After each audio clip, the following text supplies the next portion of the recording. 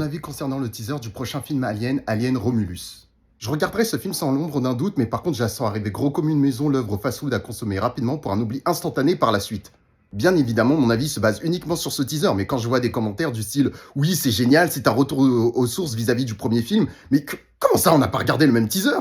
D'autant plus que le premier film Alien, je l'ai vu il y a pas si longtemps que ça. Il est super lent à se mettre en place, je le rappelle. Le film prend le temps de développer ses personnages, de développer la relation entre eux, d'instaurer une ambiance pesante et horrifique. Mais avec ce teaser de Stalin Romulus, ça semble plus un film popcorn, blockbuster grand public, plutôt classique. Surtout qu'ils nous ont sorti quoi comme argument de vente? Que l'Alien a été réalisé uniquement en effets pratiques, sans effets spéciaux? Mais à notre époque, c'est clairement pas un gage de bonne qualité. On sait très bien faire des bons effets spéciaux, seulement quand les productions daignent laisser le temps aux artistes de bien travailler.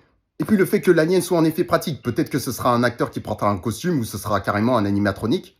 Mais du coup, la créature va perdre en intensité, va perdre en dynamisme. Parce que les effets spéciaux permettent de gagner cette plus large flexibilité en termes de mouvement. Un exemple concret, dans la dernière séquence de Alien Covenant, on voit l'alien fait en CGI, en effets spéciaux, en train d'attaquer, se confronter au personnage principal.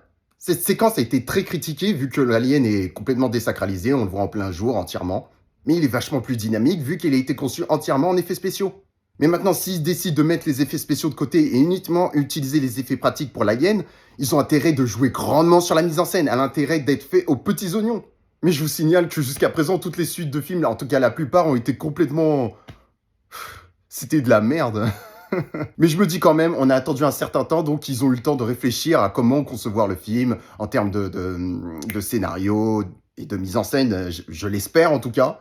Et puis quand tu vois les espèces de facehuggers, ça aussi, ils disent que l'alien a été conçu uniquement en effets pratiques, mais par contre ils utilisent des effets spéciaux pour les facehuggers. Vous savez, c'est les espèces d'araignées, mais je mettrai une image qui s'accroche au visage pour pondre un alien dans le ventre. Mais je sens quand même la patate arriver parce que ils en ont fait un peu trop, je trouve. Les facehuggers en soi, c'est pas si effrayant que ça. Ça s'accroche au visage et ça meurt, les gars. Ça aussi, il faut correctement le mettre en scène pour que ça soit plus effrayant.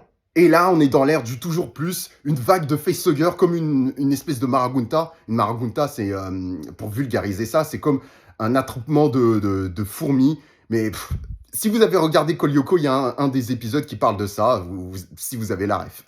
Et dans cet effet toujours plus, comme Godzilla X-Kong qui est sorti récemment, et pour prendre une autre ref avec Jurassic World, premier du nom, dans lequel ils ont carrément créé un nouveau dinosaure parce que la population s'était habituée à ces espèces, et donc il fallait une espèce beaucoup plus impactante, beaucoup plus choquante, donc plus grand, plus dedans, et ben là c'est pareil.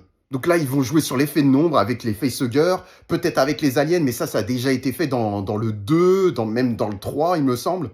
Après, jouer sur la taille de l'alien, bah, on a déjà vu la reine alien aussi également, que ça soit je sais plus dans quel épisode, mais aussi dans Alien versus Predator. C'est pour ça, du coup, il reste quelle option? Ils ont déjà joué toutes leurs cartes du toujours plus. Donc, je m'attends, je sais pas à quoi m'attendre.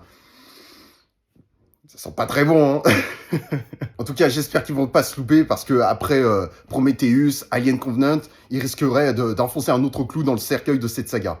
N'oubliez pas, je suis vidéaste professionnel avec ma micro-entreprise GDS Vidéo Production, donc si vous avez besoin de mes services pour vos projets vidéo, vous n'avez qu'à suivre les indications présentes dans la description. Allez, c'était GDS, on se dit à la prochaine people, tchuss!